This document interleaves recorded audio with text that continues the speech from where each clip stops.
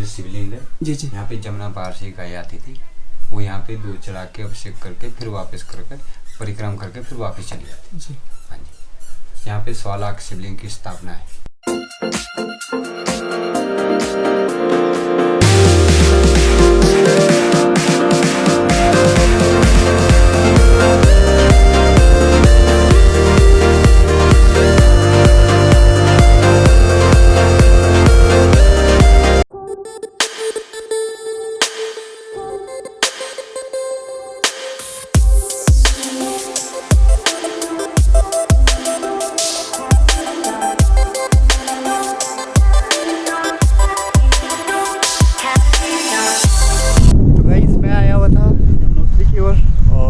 जानकी चट्टी पे पूरा रास्ता नीचे आ गया है। आज का मेरे पास पूरा दिन है, कल मैं जाऊंगा गंगोत्री की ओर को। तो रास्ते में पड़ता है ओजरी गांव और यहाँ पे सामने है माँ दुर्गा का मंदिर और उसके नीचे गुफा भी है। तो आज का पूरा दिन यहाँ की जो लोकल जगह है उनको देखा जाएगा। तो अभी चलते हैं माँ दुर्गा के मंदिर की ओर को।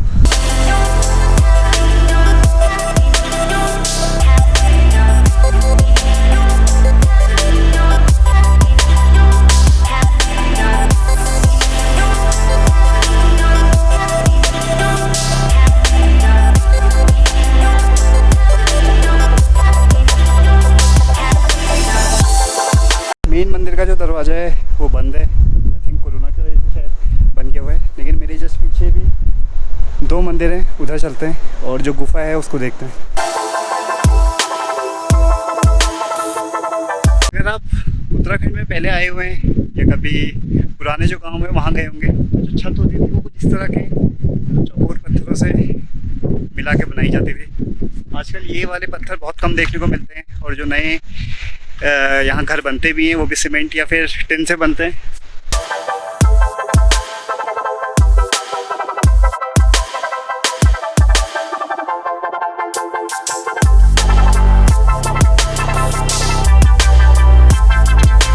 ऊपर वाला जो बंद मंदिर था वो था देवी माँ का और जो नीचे वाला मंदिर है वो है भगवान शिव का। मंदिर के बाहर लिखा हुआ है श्री केदारेश्वर महादेव और अंदर एक शिवलिंग है।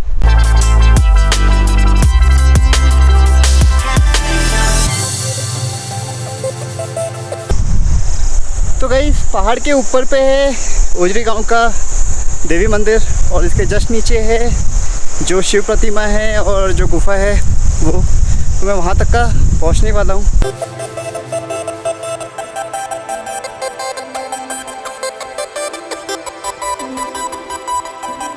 मेरे जस्ट पीछे है हनुमान जी की प्रतिमा और भगवान भोलेनाथ की प्रतिमा। काफ़ी बड़ी मूर्ति बनाई गई है जो कि नीचे यमुना नदी को एकटक देखते रहती है। तो गाइस फिलहाल यमुनोत्री तो मैं जा नहीं पाया, तो मंदिर के जस्ट नीचे बह रही है यमुना नदी और यहीं आके मैंने माँ यमुना को नमन किया है। ऊपर मुझे गांव वालों ने बताया था कि यहाँ पे एक गुफ़ा है और मेरे जस्ट पीछे गुफ़ा का जो प्रवेश द्वार है यहाँ पे जाना है और इसके आगे एक गर्म पानी का स्रोता भी है कहीं पे। तो चलते हैं अंदर की ओर को।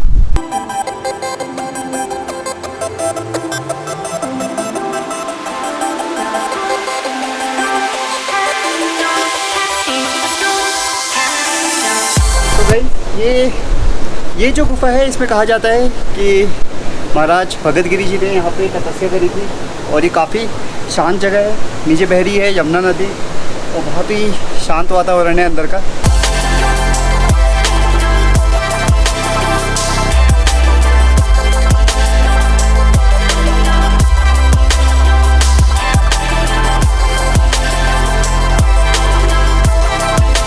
तो कहीं गुफा के जस्ट नीचे जो ये शिव मंदिर है इसके यहाँ पे एक छोटा सा ये गड्ढा है जिसमें पानी आ रहा है।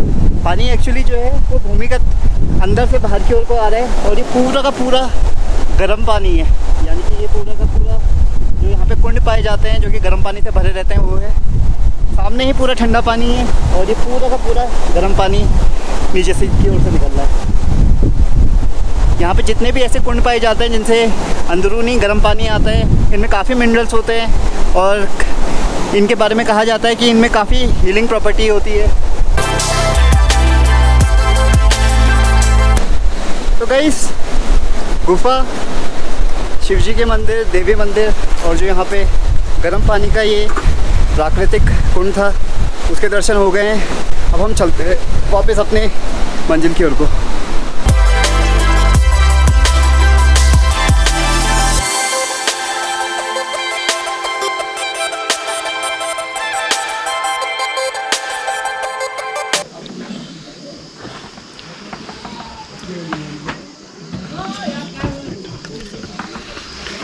तो गाइस मैं हूँ इस समय टेश्वर शिव गुफा के वहाँ पे, और जहाँ पे मैं खाना खा रहा हूँ वहीं पे मुझे भैया मिले जो कि खुद का अपना एक यूट्यूब चैनल चलाते हैं।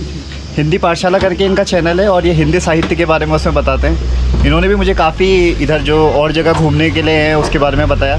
अभी तो नहीं, अभी मैं काफ़ी टाइट शेड्यूल में हूँ, तो बाद में आके फिर वो जो जगह इन्होंने मुझे बताई है वहाँ ज़रूर जाऊँगा। और भैया आप बताइए अपने चैनल के बारे में थोड़ा। मेरा उत्तराखंड से संबंधित, यानी अगर आप उत्तराखंड की पढ़ाई करना चाहते हैं या फिर उत्तराखंड में LT प्रवक्ता वैकेंसी की तैयारी कर रहे हैं, आने वाली जैसे वैकेंसी आने वाली है, तो आप मेरे चैनल से जुड़ सकते हैं। मेरा चैनल का नाम है हिंदी पाठशाला विद भट्ट सर। मैं भैया को उसकी लिंक दे दूंगा और आप उसके माध्यम से मुझसे जुड़ सकते हैं, जिसमें हिंदी साहित्य की मैं तैयारी करवाऊँगा। तो भैया के चैनल को अगर आप हिंदी साहित्य के बारे में या फिर कोई सी पेपर की तैयारी कर रहे हैं तो पक्का सब्सक्राइब करिए। मेरे जस्ट पीछे है प्राचीन प्रकटेश्वर पंचानन महादेव मंदिर, और चलते हैं और करते हैं यहाँ के दर्शन। खड़ी सीढ़ियाँ हैं, खड़ी चढ़ाई है यहाँ मंदिर को जाने के लिए। और बरकोट पे जहाँ मैं रुका था वहाँ मुझे बताया गया था कि यहाँ प्राचीन प्रकटेश्वर मंदिर है, वहाँ पक्का जाना। तो मैं हूँ इधर मंदिर की ओर को। आपका नाम क्या है? आयुष भट्ट। आयुष भट्ट। आप पढ़ते भी हो? कितने में? 6 में। और पार्ट टाइम यहाँ पे? आजकल यह एक जाननी गुफा है।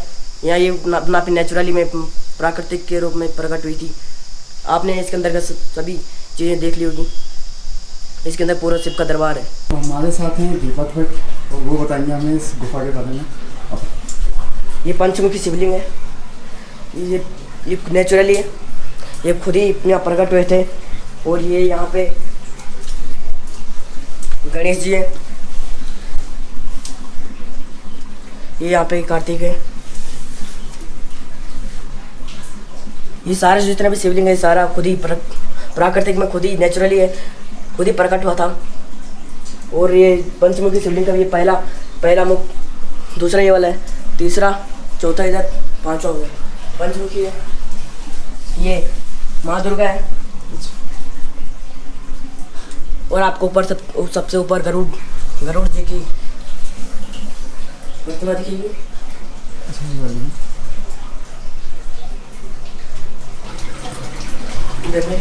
ये बाल हनुमान, यहाँ पे जो ये बाल हनुमान जी है।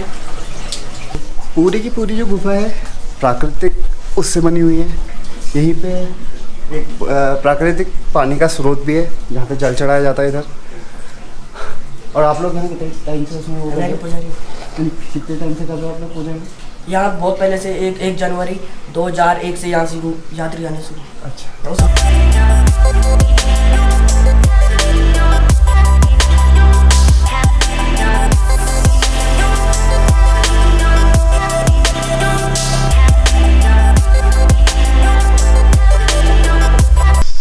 प्रकटेश्वर पंचानन महादेव का जो मंदिर है उसके दर्शन हो गए हैं पूरे। अब चलते हैं वापस बरकोट की ओर को, और वहाँ से हम लोग जाएंगे लाखा मंडल की ओर को। लाखा मंडल के बारे में भी मैंने काफ़ी सुना है। वहाँ पे कुछ गुफाएं हैं और काफ़ी सारे शिवलिंग वाला एक मंदिर भी वहाँ पे मौजूद है।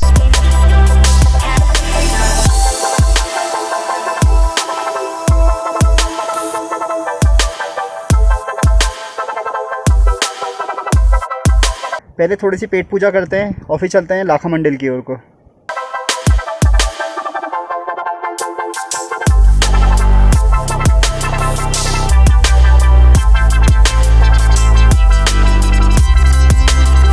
मैं यहाँ पहुँचाऊँगा इस लाखा मंडल पे।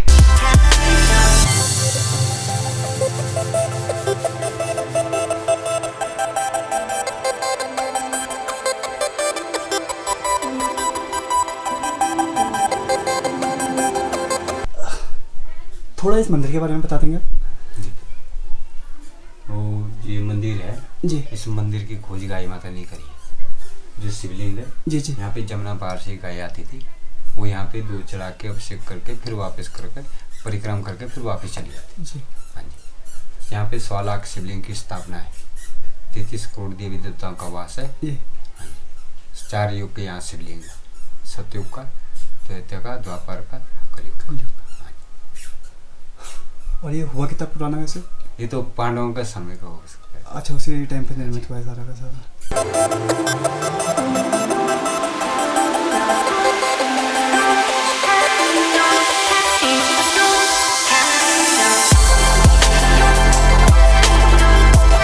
लाखा मंडल में ये एक और पुराना शिव मंदिर है, काफ़ी पुराना है। यहाँ पे जिस तरह पंडित जी ने मुझे इसके बारे में बताया, उससे पता लगता है कि मंदिर को संरक्षित तो अभी किया गया है, लेकिन जो इसके अवशेष मिले हैं और जो यहाँ पे मूर्तियाँ मिली हैं वो काफ़ी सालों पुरानी हैं, और उनमें से भी अब कुछ ही यहाँ पे शेष बची हुई हैं, बाकी या तो क्षतिग्रस्त हो चुकी हैं या फिर उन्हें संभाला नहीं जा सका।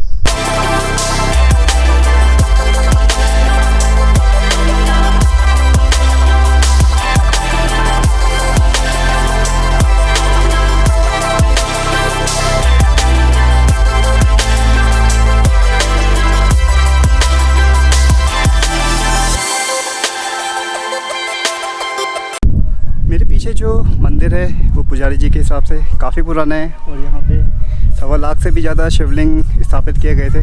उनमें से कुछ ही अब बचे हुए हैं, और मंदिर जो है वो बाकी पूरा का पूरा कुछ इस तरह, जितनी की मूर्ति बची हुई हैं या शिवलिंग बचे हुए हैं उनको संरक्षित रखा गया है।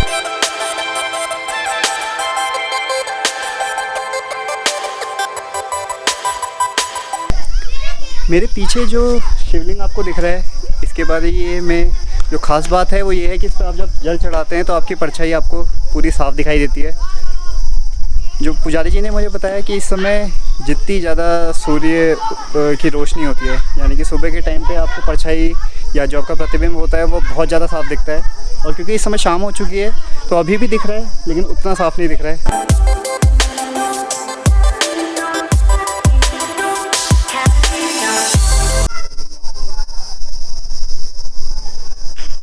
तो गाइस, आपको मेरी परछाई दिख रही होगी शिवलिंग पे,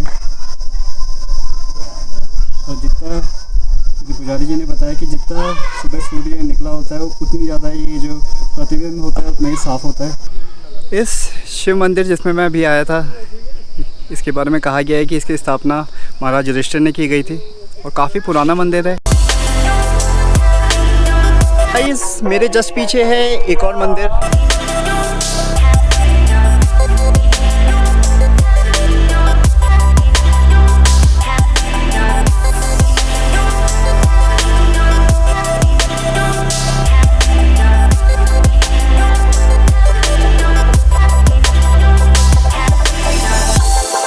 कितना पुराना मंदिर है? मंदिर तो खैर पुराना नहीं है ज़्यादा, लेकिन गुफा पुरानी है। ये भवानी गुफा है, माता पार्वती की तपस्या ले रहे जब कार्तिकेय देवताओं का सेनापति नियुक्त किया गया था तारकासुर का वध करने को, उसको क्षत्रिय वर प्रदान करने को यमुना के तट पे माता ने स्वर्ग किया था। उसमें यमुना नदी से लेकर रहेगा।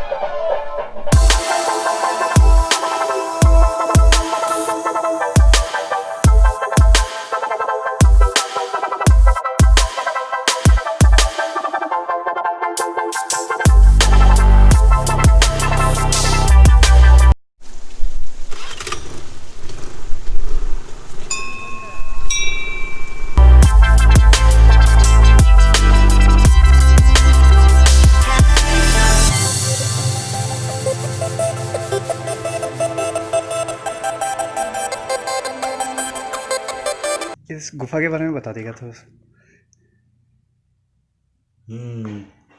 ये गुफा जो है यहाँ की लोकल भाषा में इसे कहते हैं धुंध ओडारी जी।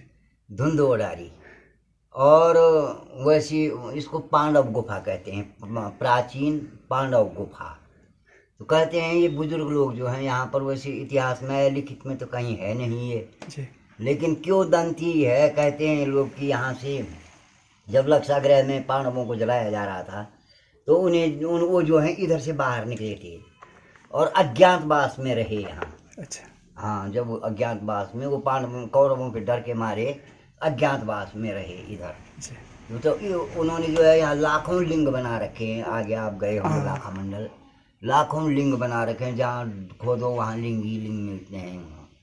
तो वो 12 वर्ष का था उनको वनवास, 12 वर्ष तक जो है वो लोग यहाँ रह करके जो है उन्होंने लिंगों को बनाया, ऐसी गुफाओं में रह रह करके जो है अपना समय व्यतीत किया। धन्यवाद। मेरे जस्ट पीछे है प्राचीन पांडव गुफा। कहा जाता है कि लाक्षागृह के टाइम पे जिस समय पांडव लाक्षागृह से भाग निकले थे, यही वो जगह है जहाँ से वो बाहर को आए थे। इस सुरंग और जो गुफा है उसका कहीं उल्लेख तो कहीं पे मिलता नहीं है, लेकिन अंदर जिस तरह की गुफा है, जो पत्थर काले ऐसा लगता है कि जले हुए हैं, तो उससे थोड़े बहुत साक्ष्य लगते हैं कि यही वो गुफा रही होगी।